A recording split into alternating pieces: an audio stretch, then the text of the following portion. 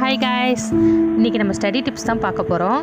நம்ம எந்த கிளாஸ் படித்தாலும் பரவாயில்ல, ஸ்மார்ட்டாக படித்து டாப் மார்க் எடுக்கிறது எப்படின்னு சூப்பர் டிப்ஸ் தான் இன்றைக்கி நான் உங்களுக்கு சொல்ல போகிறேன்.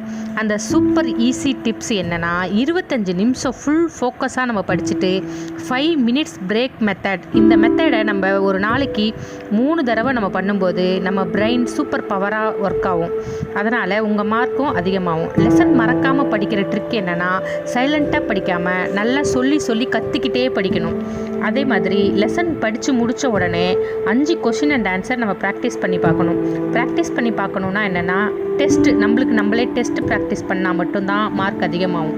கஷ்டமான சப்ஜெக்ட் படிக்கும்போது காலையில் 6 to 8 இந்த டைமில் நம்ம படித்தோன்னா நம்ம பிரெயின் ஸ்பீடு டபுளாக இருக்கும். அதனால் இதை ட்ரை பண்ணி பார்த்துட்டு எக்ஸாமில் எப்படி நீங்கள் ஈஸியாக எழுதுனீங்கன்றதை என் கூட ஷேர் பண்ணுங்கள். தேங்க்யூ.